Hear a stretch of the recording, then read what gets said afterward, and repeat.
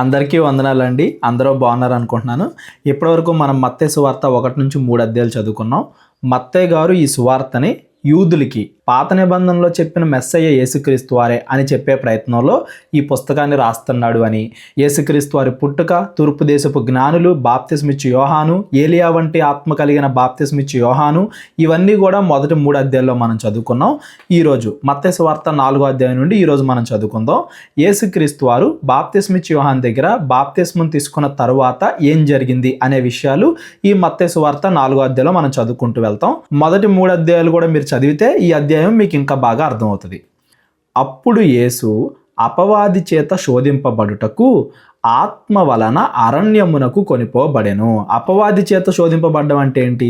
ఆత్మ వలన అరణ్యానికి కొనిపోబడ్డం అంటే ఏంటి? ఈ పదాల దగ్గర కాసేపు మనం ఆగి ఆలోచిస్తే, పరిశుద్ధాత్మ బాప్తిస్మం తీసుకున్న తర్వాత అందరికీ కూడా పరిశుద్ధాత్మ వస్తుంది అన్నదానికి గుర్తుగా యేసుక్రీస్తు వారు బాప్తిస్మం తీసుకుని పరిశుద్ధాత్మను పొందుకున్నారు అని మత్తయి సువార్త 3వ అధ్యాయంలో మనం చదువుకున్నాం. విశ్వాసులందరికీ మాదిరిగా ఉండడానికి యేసుక్రీస్తు వారు ప్రతిదీ చేస్తున్నారు కాబట్టి యేసుక్రీస్తు వారు పరిశుద్ధాత్మను పొందుకోవడము అంటే ఈరోజు బాప్తిస్మం తీసుకుని పరిశుద్ధాత్మను పొందుకున్న వాళ్ళందరికీ కూడా మాదిరిగా ఉండడానికి ఆయన ఒక సందర్భాన్ని చూపిస్తున్నాడు, ఒక పరిస్థితిని ఎదుర్కొంటున్నాడు అని దాని అర్థం.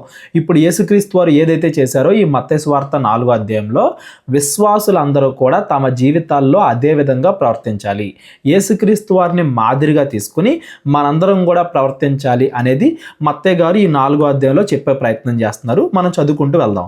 అపవాది చేత శోధింపబడ్డం అంటే దాని ఉద్దేశం ఏంటంటే శ్రమలు, అందరికీ కూడా శ్రమలు కలుగుతాయి, విశ్వాసులకి మరిన్ని ఎక్కువ శ్రమలు కలుగుతాయి. ఎందుకంటే అపవాది యోబు దగ్గరికి వెళ్ళింది, శిష్యుల దగ్గరికి వెళ్ళింది. ఎవరైతే మంచి మార్గంలో పాపానికి దూరంగా వస్తారో వాళ్ళ దగ్గరికే అపవాది వచ్చింది.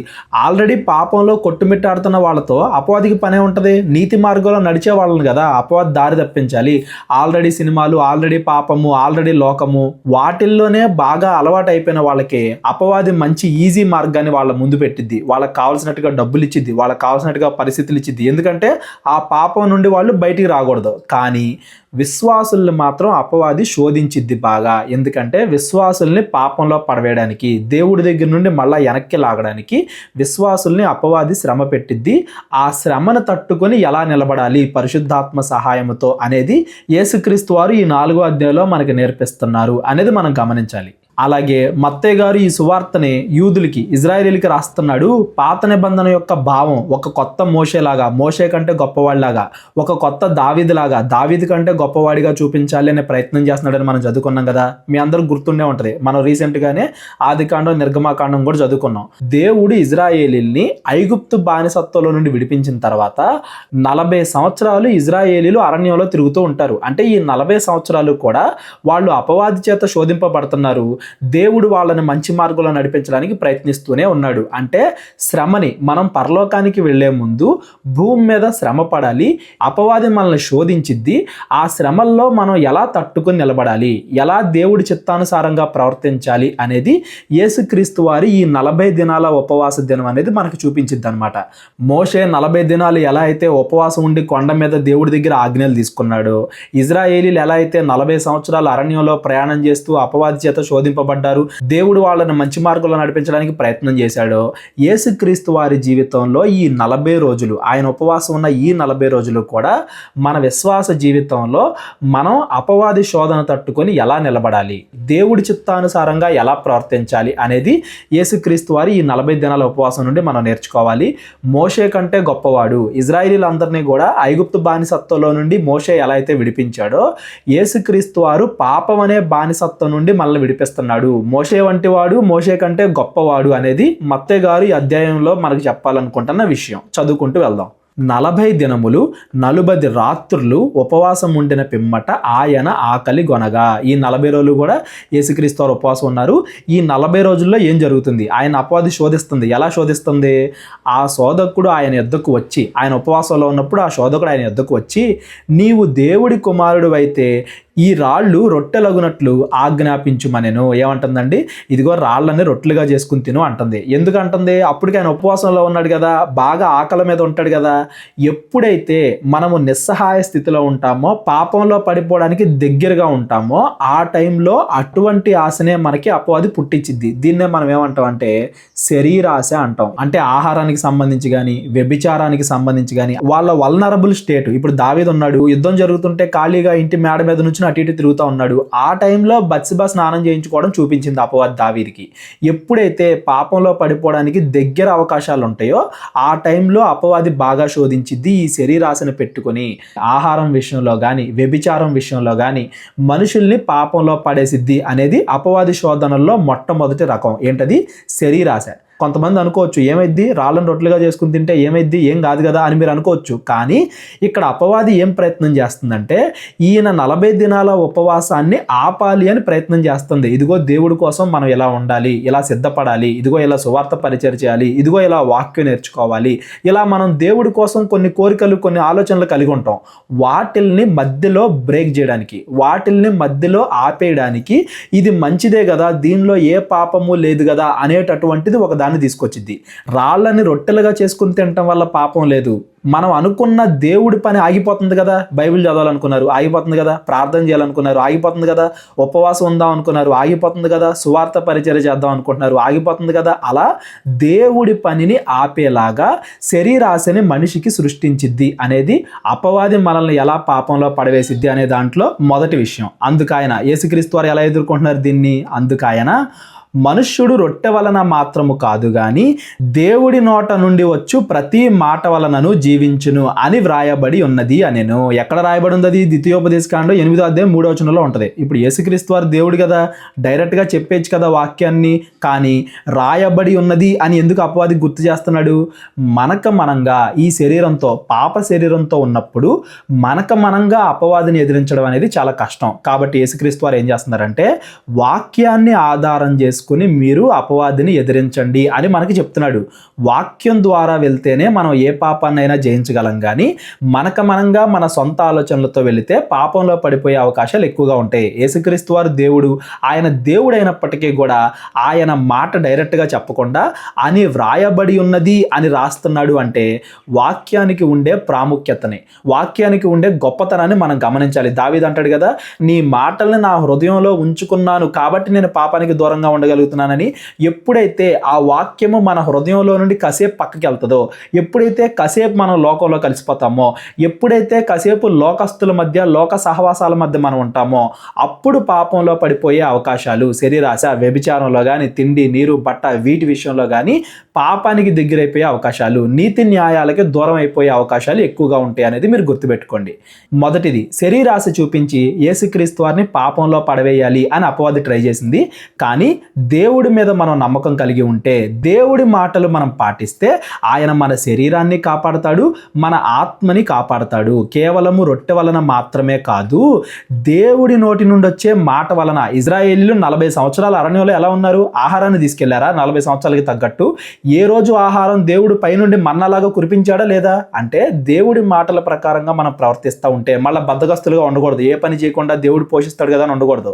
దేవుడి మాటల ప్రకారంగా నీతి న్యాయాలకు అనుసారంగా మనం నడుస్తూ ఉంటే దేవుడు మన శరీరాన్ని పోషిస్తాడు, మన ఆత్మ కూడా పరిశుద్ధంగా ఉంటుంది. అంతేగాని శరీర కోరికలు తెచ్చుకోవడానికి, ఆహారము, కూడు, నీరు, బట్టలు ఇలాంటి శరీర కోరికలు తెచ్చుకోవడానికి నీతి న్యాయాలకు దూరం అవ్వాల్సిన అవసరం లేదు.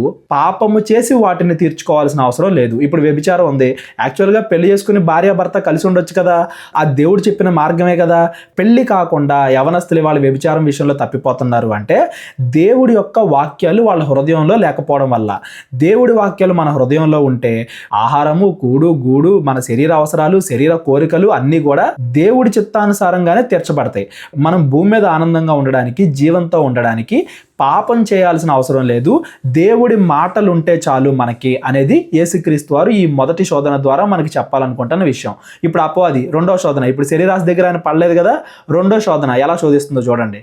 అంతటా అపవాది పరిశుద్ధ పట్టణమునకు ఆయన తీసుకొని పోయి దేవాలయపు శిఖరమున ఆయన్ను నిలవబెట్టి, శిఖరము అంటే అన్నింటికన్నా పైన, అన్నింటికన్నా గొప్పదాని దగ్గర నిలబెట్టి, నీవు దేవుడి కుమారుడువు అయితే కిందికి దూకుము, ఆయన నిన్ను గూర్చి తన దూతలకు ఆజ్ఞాపించును, నీ పాదం ఎప్పుడైనను రాతికి తగలకుండా వారు నిన్ను చేతులతో ఎత్తుకొందురు అని వ్రాయబడి ఉన్నదని ఆయనతో చెప్పాను. అపవాది మనల్ని రెండోసారి ఎలా శోధించిద్దంటే, ఇది వాక్యములో ఉన్నదే కదా, ఇది దేవుడు చెప్పిందే కదా, ఇది బైబిల్లో ఉన్నదే కదా అని మనల్ని మోసం చేయడానికి ప్రయత్నించింది. ఇవాళ అబద్ధ క్రైస్తవులకి నిజమైన క్రైస్తవులకి తేడా ఏంటి అనేది నేను అనేక మెసేజ్లు చేశాను, గాస్పెల్ మెసేజెస్ అని కింద డిస్క్రిప్షన్లో కూడా లింక్ ఇస్తాను.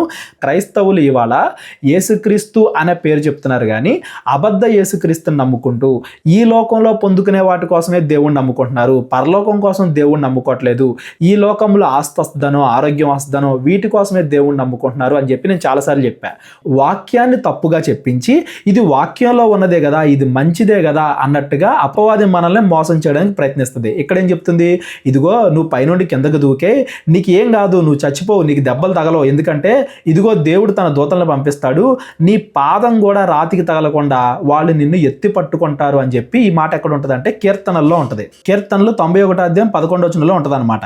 ఈ మాట అర్థం ఏంటి, మరి బైబిల్లో ఉన్నదే కదా అంటే, ఒకవేళ పొరపాటున నువ్వేదన్నా ఆపదలో చిక్కుకుంటే దేవుడు తన దూతలను పంపించి నిన్ను కాపాడతాడు అనేది దీని అర్థం. పొరపాటున అంటే ఏంటి, మనం అనుకోకుండా ఏదన్నా యాక్సిడెంట్లోనో, అనుకోకుండా ఏదన్నా ప్రమాదంలోనో, అనుకోకుండా ఏదన్నా కష్టంలోనో పడ్డాం అనుకోండి, దేవుడు మనల్ని కాపాడతాడు. ఆ సందర్భాన్ని తీసుకొచ్చి నువ్వు కావాలని దూకు, నువ్వు ఆత్మహత్య చేసుకో, అప్పుడు కూడా దేవుడు నిన్ను కాపాడతాడు అని చెప్పి అప్లై చేస్తుంది. నిజం చెప్పండి, మనం కావాలని ఆత్మహత్య చేసుకుంటే దేవుడు మనల్ని కాపాడతాడా? కావాలని మనం ఆత్మహత్య చేసుకుంటే దేవుడు మనకు పరలోకం ఇస్తాడా? అనుకోకుండా ఏదన్నా మనం ప్రమాదంలో పడితే దేవుడు మనల్ని కాపాడతాడు కానీ కావాలని మనకు మనమే పిచ్చి పట్టినట్టుగా ప్రవర్తిస్తే దేవుడు ఎందుకు కాపాడతాడు చెప్పండి? ఇక్కడ మోసం చేయడం అంటే సందర్భానుసహితంగా కాకుండా వేరే సందర్భంలో ఉన్న వచనాలు తీసుకొచ్చి ఇక్కడ చెప్తుంది అనమాట. దీన్ని బట్టి మనకి ఏం అర్థం అవ్వాలి, మనందరికన్నా అపవాదికే బాగా బైబిల్ తెలుసు అని అర్థం అవ్వాలి. ఇవాళ ఉన్న క్రైస్తవుల కన్నా అపవాదికే ఎక్కువ బైబిల్ తెలుసు అని మనకు అర్థం అవ్వాలి. యేసుక్రీస్తు వారు మనకు అదే చెప్తున్నారు, మీరు బైబిల్ నేర్చుకోండి, వాక్య ప్రకారంగా బతకండి, అప్పుడు మాత్రమే మీరు అపవాదిని ఎదిరించగలరు. ఎందుకంటే మీకన్నా బాగా అపవాదికి బాగా వాక్యం తెలుసు, అది మిమ్మల్ని ఈజీగా మోసపరిచిద్ది అనేది కూడా ఈ మాట ద్వారా మనకు అర్థం అవ్వాలి. అప్పుడు యేసుక్రీస్తు వారు ఏమంటున్నారు చూడండి, అందుకు యేసు, ప్రభువైన నీ దేవుని నీవు శోధింపవలదని మరి ఒక చోట రాయబడి ఉన్నది అని చెప్పాను. ఇదిగో నీ దేవుణ్ణి నువ్వు శోధింపకూడదు, కావాలని నువ్వు ఏదైనా తప్పు చేసి దేవుడిని నువ్వు టెస్ట్ చేయకూడదు, దేవుడు నన్ను కాపాడతాడా లేదా అని. ఇజ్రాయేలీలు అరణ్య ప్రయాణంలో ఉన్నప్పుడు ఇదిగో దేవుడు మాతో ఉన్నాడో లేదో మాకు తెలియట్లేదు, నువ్వు రాళ్ళ నుండి నీళ్లు రప్పించు అని అడుగుతారు. అంటే ఏంటి, దేవుడు ఉన్నాడా లేడా అని దేవుడు నిరూపించుకోవాలా? మనకు అవసరమైతే దేవుడు ఏదైనా సహాయం చేస్తాడు, అవసరం లేకపోయినా నాకు ఇది అది ఇది చేయి అది చేయి అని మనం దేవుణ్ణి శోధింపకూడదు, అనవసరంగా ఆయన ఇబ్బంది పెట్టకూడదు అని చెప్తున్నాడు. ఈ మాట కూడా మనకి ఎక్కడ ఉంటుంది అంటే ద్వితీయోపదేశకాండము 6:16 ఉంటుంది. ఇజ్రాయేలీలు ఎలా అయితే దేవుడిని శోధించారో, ఇదిగో దేవుడు ఉన్నాడు అంటానికి గుర్తుగా మాకు నీళ్ళు ఇవ్వు, ఇదిగో దేవుడు ఉన్నాడు అన్నట్టుగా గుర్తుగా మాకు ఇది చేయి అది చేయి అని ఇజ్రాయేల్ ఎలా అయితే దేవుడిని శోధించారో మనము దేవుణ్ణి అలా శోధింపకూడదు. ఇప్పుడు యేసుక్రీస్తు వారి ఇగో ఎక్కడన్నా హర్ట్ అయిందా చెప్పండి? ఇదిగో నేను దేవుడి కుమారుని కదా, ఇదిగో నేను పరలోకం నుండి భూమి మీదకి వచ్చాను కదా, నాకు ఏది జరిగినా కానీ దేవుడు నన్ను కాపాడతాడు అన్న ఉద్దేశంతో యేసుక్రీస్తు వారు ఏమన్నా కొండ మీద నుండి దూకేశారా? అంటే ఈగో హర్ట్ చేద్దామని. మనందరికీ కూడా పౌరుషం, గర్వం ఇలాంటివి ఉంటాయి అనమాట. దీన్ని ఏమంటారంటే జీవపుడంబము అంటారు. మొదటిదేమో శరీరాశ ప్రకారంగా యేసుప్రభు వారిని శోధించింది, రెండవది జీవపుడంబం. కొంతమంది ఈగో ఊరికే హట్ అయిపోద్ది, ఎవరైనా ఏదన్నా మాట అంటే తీసుకోలేక మళ్ళీ వెంటనే రిటర్న్ తిట్టేస్తారు, బూతులు తిడతారు. కొంతమంది అయితే కొడతారు, భార్యలని పిల్లల్ని కొడతారు, ఈగో హట్ అయ్యి వాళ్ళేదో ఎదురుగా ఇంకో మాట అన్నారు, వీళ్ళు ఒక మాట అంటే వాళ్ళు ఒక మాట అన్నారు అన్నట్టుగా. జీవపుడంబం, ఈగో హర్ట్ అవుతుందేమో, లేదంటే వేరే వాళ్ళ ముందు మన పరువు ఏమైపోద్దో అని చెప్పి మనం తప్పు చేయడం, వేరే వాళ్ళు మనల్ని చూసి ఏమనుకుంటారో అని చెప్పి మనం తప్పు చేయడం. నేను ఇప్పుడు తిరిగి వాళ్ళని తిట్టకపోతే, బూతులు తిట్టకపోతే, కోపడకపోతే నన్ను తక్కువగా అనుకుంటారేమో అన్న ఉద్దేశంతో జీవపుడంబంతో కూడా చాలా మంది పాపంలో పడిపోతారు. ఊరికే కోపడతా ఉంటారు, ఊరికి అబద్ధాలు చెప్తా ఉంటారు, మోసాలు చేస్తూ ఉంటారు. ఎందుకంటే ఎదుటి వాళ్ళ దృష్టిలో మేము గొప్పగా కనబడాలి అన్న ఉద్దేశంతో. ఇక్కడ చూడండి, అపవాదికి కూడా యేసుక్రీస్తు వారు నిరూపించవచ్చు కదా, ఇదిగో నేను దూకినా ఏం కాదు, దేవదూతలు నన్ను పట్టుకుంటే నేను దేవుడిని నిరూపించవచ్చు కదా, అనవసరంగా దేవుణ్ణి శోధింపకూడదు అని యేసుక్రీస్తు వారు ఇక్కడ ఎందుకు చెప్తున్నారు?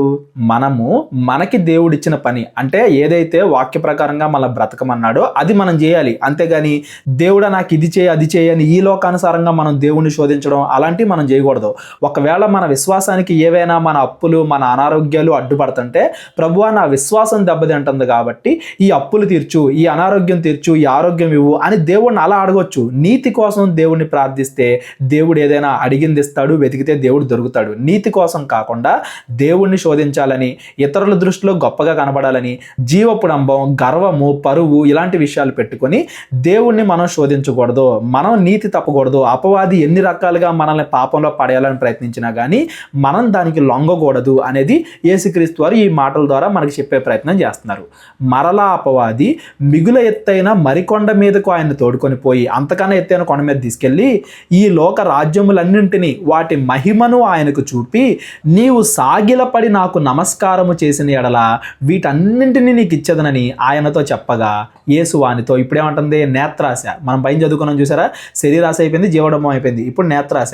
ఈ శరీరాశ, నేత్రాశ, జీవపడంబం ఈ మూడిటి రకంగానే అపవాదం అందరిని కూడా హింసించిద్ది, అపవాదం అందరిని కూడా పాపంలో పడేసిద్ది.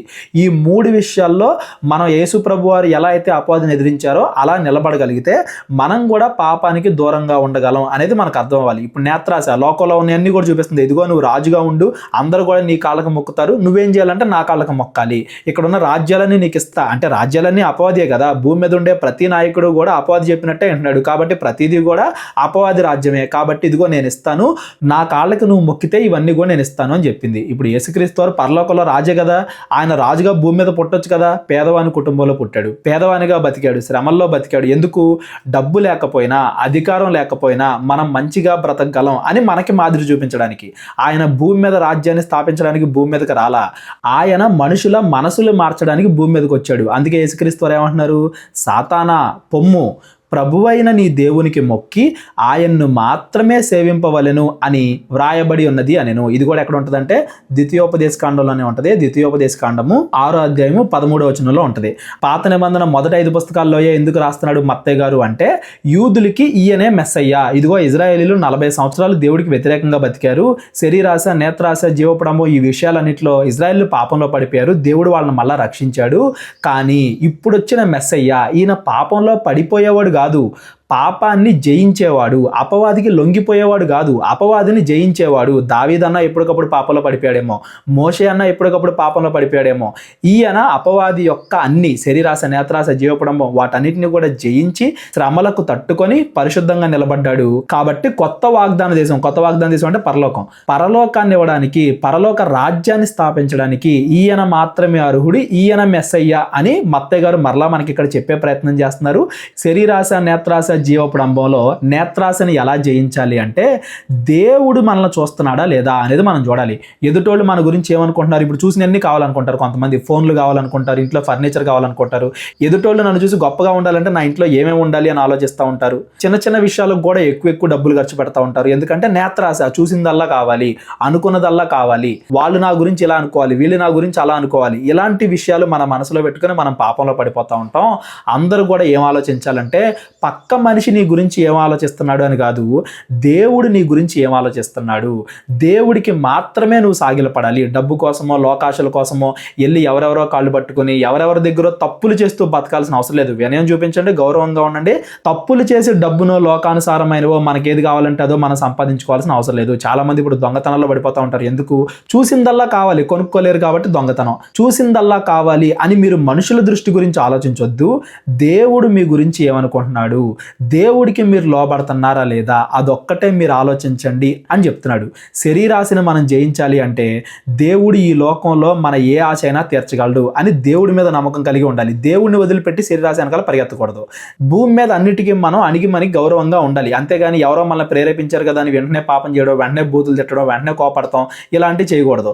నేత్రాశని జయించడం అంటే దేవుడు ఇస్తాడు కదా, ఏది కావాలన్నా దేవుడు చూసుకుంటాడు కదా. మనుషులు చూడాలి, మనుషులు గొప్పగా అనుకోవాలన్న ఉద్దేశంతో తప్పులు చేయడం దేనికి? మనకి దేవుడు మనల్ని చూస్తున్నాడు, దేవుడు మన గురించి ఏమనుకుంటున్నాడు, దేవుడి దృష్టిలో మనం ఎలా కనపడుతున్నాం అని దేవుడి దృష్టి నుండి ఆలోచించాలి. ఈ మైండ్ సెట్ ఉంటేనే, యేసుక్రీస్తు వారు ఈ విషయాల్లో అపవాదిని ఎలా అయితే జయించారో ఆ మనస్సు మనకు ఉంటేనే ఈ శరీరాశ, నేత్రాశ, జీవపడంబం ఆ 3 విషయాల్లో మనం పాపంలో పడిపోకుండా అపవాదిని జయించగలుగుతాం అనేది ఈ అధ్యాయం ద్వారా యేసుక్రీస్తు వారు మనకి చెప్పాలి అనుకుంటున్నారు. అంతట అపవాది ఆయన్ను విడిచిపోగా ఇదిగో దేవదూతలు వచ్చి ఆయనకు పరిచర్య చేసిరి. మొత్తం శోధనని మనం జయిస్తే, అపవాది ఆటంకాలను మనం తట్టుకుంటే దేవుడే మనకి అన్ని రకాలుగా కూడా హెల్ప్ చేస్తాడు. ఇక్కడ ఏంటంటే దేవదూతలను పంపించి యేసుక్రీస్తు వారికి పరిచర్య. ఇప్పుడు ఉపవాసం అయిపోయింది కదా, 40 దినాలు కూడా ఆయన శోధనకు తట్టుకుని నిలబడ్డాడు కదా, ఏ పాపంలో పడిపోలేదు కదా. ఇప్పుడు దేవుడే ఆహారం కానీ ఏదైనా కానీ దేవుడే కావాల్సింది మనకి దయచేస్తాడు మనం శోధన తట్టుకుని నిలబడినప్పుడు అనేది ఈ 11వ వచనంలో మనకు అర్థం అవ్వాలి. కేవలం ఈ 3 కాదండి, ఇంకా అనేక రకాలుగా అపవాది యేసుక్రీస్తు వారిని శోధించింది.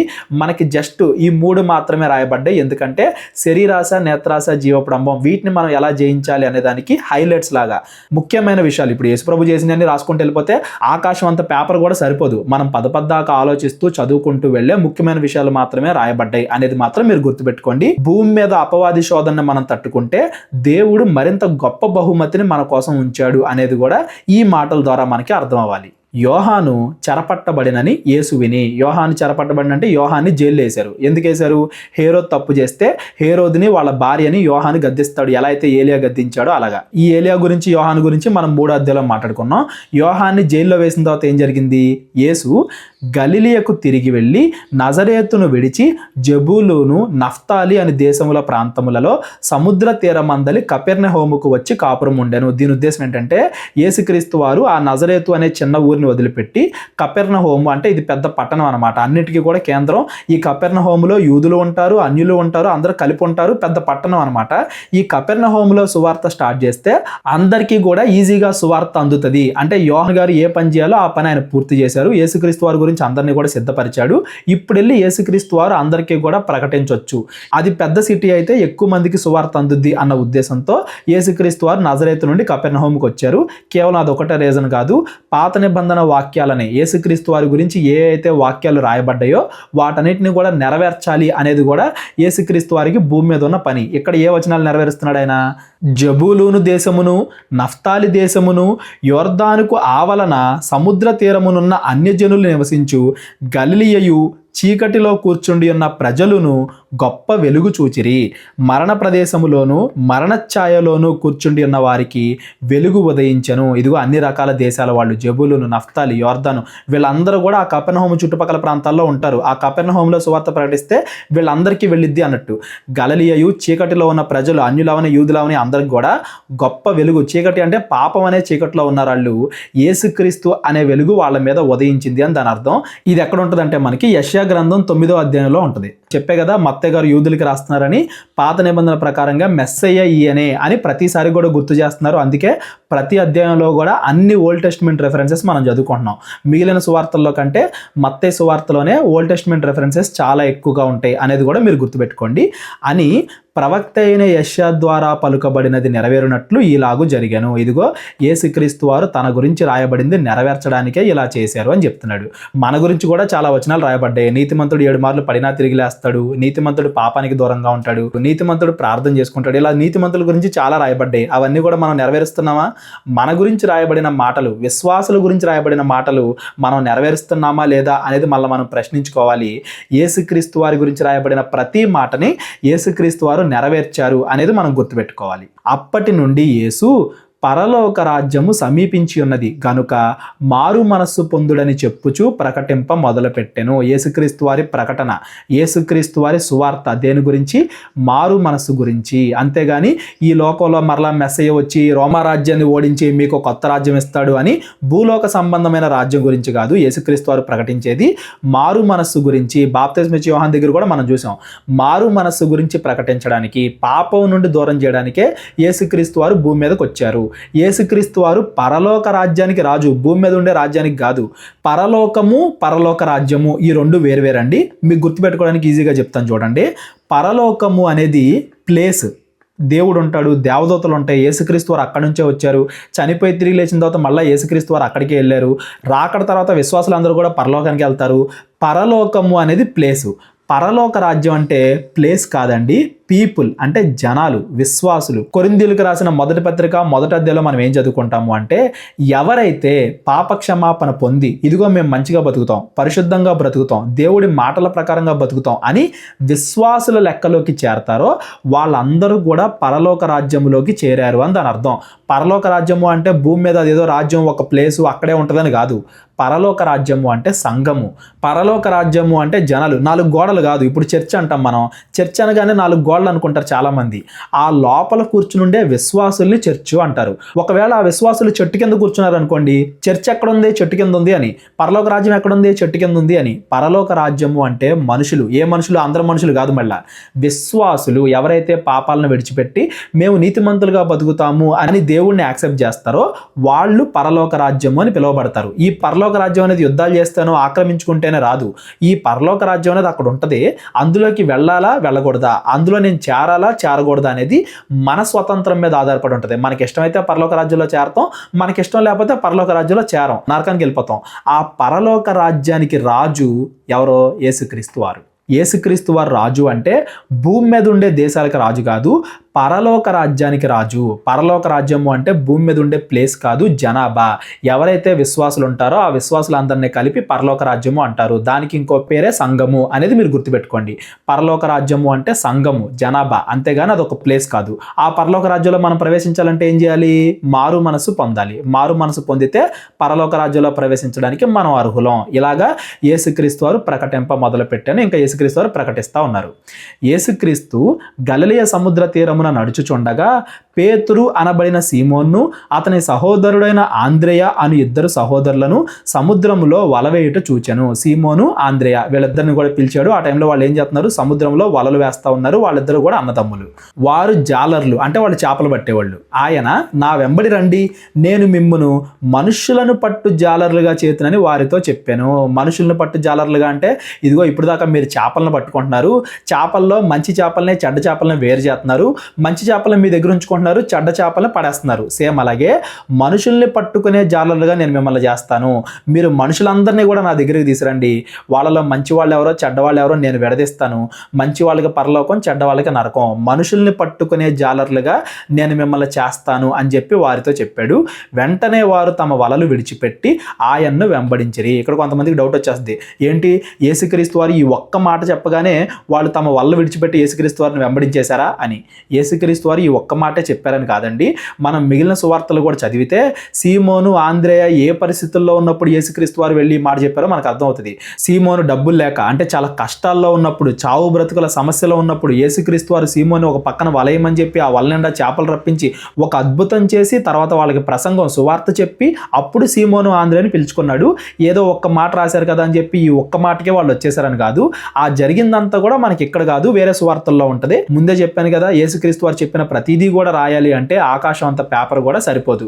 మరి మత్తయి గారు ఈ మాట ఎందుకు రాస్తున్నారు, మిగిలిన ఎందుకు రాయట్లేదు అంటే, మత్తయి గారు యూదులకి రాస్తున్నారు. యూదులకి పాత నిబంధనలో ఉన్న మెస్సయ్యే యేసుక్రీస్తు వారు అని చెప్పడం ముఖ్యమైన ఉద్దేశంగా పెట్టుకుని మత్తయి గారు ఇది రాస్తున్నారు. కాబట్టి ఆ కోణంలో ఏ అంశాలు ఉంటాయో వాటిని మాత్రమే చెప్పుకుంటా, మిగిలిన వాటి గురించి చాలా తక్కువ ప్రస్తావిస్తూ మత్తయి గారు వెళ్తున్నారు. అంతేగాని ఈ మధ్యలో ఏం జరగలేదని కాదు. ఏం జరిగింది, ఈ సీమోను, ఆంద్రేయ ఎలా మారారు, దేవుడు ఏ పరిస్థితుల్లో వాళ్ళని పిలిచాడు, ఇవన్నీ కూడా మనం లూకా సువార్త, యోహాను సువార్తకి వెళ్ళిన తర్వాత అక్కడ నేను మీకు ఇంకా క్లియర్గా ఎక్స్ప్లెయిన్ చేస్తాను. యేసుక్రీస్తు వారు శిష్యుల్ని ఏర్పాటు చేసుకోవడం స్టార్ట్ చేశారు అనేది చెప్పాలి అనేది మత్తయి గారి ఉద్దేశం. శిష్యుల్ని ఏర్పాటు చేసుకోవడం ఎలా సాగింది, వెంటనే సాగిపోయింది. శిష్యులందరినీ కూడా ఆయన త్వరగా ఏర్పాటు చేసుకున్నాడు అని ఇక్కడ చెప్తున్నాడు అనమాట. ఆయన అక్కడి నుండి వెళ్ళి జబదే కుమారులైన యాకోబును అతని సహోదరుడైన యోహాను అను మరి 2 సహోదరులను తమ తండ్రి అయిన జబదే యొద్ద దోనెలో తమ వలలు బాగు చేసుకొని చుండగా చూసి వారిని పిలిచెను. వెంటనే వారు తమ దోనెను తమ తండ్రిని విడిచిపెట్టి ఆయన్ను వెంబడించిరి. ఇప్పుడు యోహాను, యాకోబు వీళ్ళిద్దరు కూడా సహోదరులే. వీళ్ళిద్దరిని కూడా తన శిష్యులుగా చేసుకున్నాడు యేసుక్రీస్తు వారు. జబదయి వాళ్ళ నాన్న పేరు. చాలా మంది అనుకుంటారు తండ్రిని విడిచిపెట్టి వీళ్ళు వచ్చారు అంటే తల్లిదండ్రులను విడిచిపెట్టమని దేవుడు చెప్పాడా అని కూడా కొంతమంది అడుగుతారు. ఏమండి, తల్లిదండ్రులను విడిచిపెట్టమని దేవుడు చెప్పలా. సువార్త ప్రకటించడానికి కొన్ని త్యాగాలు చేయాల్సి వస్తుంది. ఇప్పుడు చదువుకోవడానికో జాబ్ చేయడానికో తల్లిదండ్రులు విడిచిపెట్టి చాలా దూరం వెళ్తున్నారు. అలాంటిది సువార్త పని కోసం తల్లిదండ్రులకు దూరంగా వెళ్ళటం అనేది చాలా ఇంపార్టెంట్ అని కూడా మీరు గుర్తుపెట్టుకోండి. అలాగని పూర్తిగా పూర్తిగా విడిచిపెట్టారని కాదు, పూర్తిగా దూరం అయ్యారని కాదు. ఈ జబదయ వాళ్ళ భార్య చివరి వరకు యేసుక్రీస్తు వారు సిలువ వేయబడి తిరిగి లేచి మొదటి సంఘం స్టార్ట్ అయినప్పుడు కూడా ఈ జబదయ వాళ్ళ భార్య వీళ్ళందరూ కూడా ఉన్నారు, విశ్వాసంలోనే ఉన్నారు, కలిసే ఉన్నారు. ఇక్కడ వాళ్ళ తండ్రిని విడిచిపెట్టారు అంటే దాని ఉద్దేశం ఏంటంటే అప్పుడు దాకా వీళ్ళు ఒకటే ఇంట్లో ఉండేవాళ్ళు. యేసుక్రీస్తు వారి శిష్యులైన తర్వాత సువార్త అన్ని దేశాలకి ప్రకటించడానికి అన్ని చోట్లకి తిరుగుతూ ఉన్నారు యేసుక్రీస్తుతో పాటు అని దాని అర్థం. అంతేగాని వాళ్ళ తండ్రిని పూర్తిగా గాలికి వదిలేశారు అని కాదు. తల్లిదండ్రులు గౌరవించమని దేవుడే తన మొదటి పదాజ్ఞల్లోనే చాలా క్లియర్ గా చెప్పాడు. వాళ్ళు వాళ్ళ తండ్రి పర్మిషన్తోనే, వాళ్ళు వాళ్ళ తల్లి తండ్రి పర్మిషన్తోనే యేసుక్రీస్తు వారికి శిష్యులుగా అయ్యారు, సువార్త ప్రకటన మొదలు పెట్టారు అనేది మనం ఇక్కడ గుర్తుపెట్టుకోవాలి. వీటిల్లో ఎవరికి ఏ డౌట్ వచ్చినా కానీ డిస్క్రిప్షన్లో నా నెంబర్ ఉంటుంది, కాల్ చేయండి, మాట్లాడుకుందాం. యేసు వారి సమాజ మందిరములలో బోధించుచు దేవుని రాజ్యమును గూర్చిన, అంటే పరలోక రాజ్యం పైన చెప్పాను కదా, పరలోక రాజ్యమును గూర్చిన సువార్తను ప్రకటించుచు ప్రజల్లోని ప్రతి వ్యాధిని, పరలోక రాజ్యం గురించిన సువార్త అంటే ఇవాళ సువార్త అనగానే చాలా మంది ఏమనుకుంటారంటే మంచి వార్త అనుకుంటారు. మీకు ఇల్లు వస్తుంది, మీకు పెళ్ళి అవుతుంది, మీకు డబ్బులు వస్తాయి, అదొకటే సువార్త కాదండి. పరలోక రాజ్యమును గూర్చిన సువార్త, ఎలా బతకాలి, పాపానికి ఎలా దూరంగా ఉండాలి, పరలోకానికి ఎలా వెళ్ళాలి, దేవుడి చిత్తానుసారంగా ఎలా ప్రవర్తించాలి, ఇది దేవుడి రాజ్యం గూర్చిన సువార్త. అంటే భూమి మీద ఏ బోధకుడు చెప్పినా గానీ వినండి, అది బైబిల్లో ఉందా లేదా అని పరిశీలించండి. కొత్త నిబంధనలో యేసుక్రీస్తు వారు చెప్పిన మాటలకి వాళ్ళ ప్రసంగాలు కరెక్ట్ గా ఉన్నాయి అనుకోండి, అప్పుడు వాళ్ళది నమ్మండి. బైబిల్కి వ్యతిరేకంగా ఉందనుకోండి, నమ్మొద్దు. దేవుడి రాజ్యం గురించిన సువార్త అంటే మనుషుల చెవులకి ఏవైతే ఇంపుగా ఉంటాయో అట్లాంటివి మాత్రమే కాకుండా ఒక్కోసారి వినడానికి కష్టము అనిపించినా గానీ నీతి న్యాయంగా బ్రతకడం కోసం మనం వాటిని పాటించాలి అనేటటువంటి సువార్త. దీని గురించి మత్తయి సువార్త 5వ అధ్యాయం నుండి 5, 6, 7 3 అధ్యాయాలు కూడా ఇదే మాట్లాడుకుంటాం మనం. అది నిజమైన సువార్త అంటే అది ఇవాళ జనాలు చెప్తున్నారా లేదా అనేది కూడా మనం తర్వాత చూద్దాం. రేపటి నుంచి 5వ అధ్యాయం, రేపటి నుంచి అసలు నిజమైన సువార్త అంటే ఏంటి అనేది మనం అక్కడ మాట్లాడుకుందాం.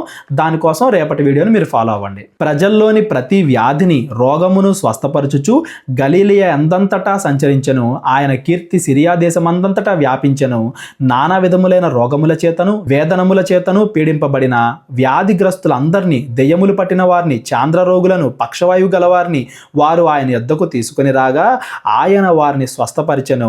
గలిలయ, దెకపొలి, యెరూషలేము, యోదయ ప్రదేశముల నుండి, యోర్దానుకు అవతల నుండి బహుజన సమూహములు ఆయన్ను వెంబడించెను. ఇదంతా కూడా ఏదో 1-2 రోజుల్లో జరిగిపోయింది కాదండి.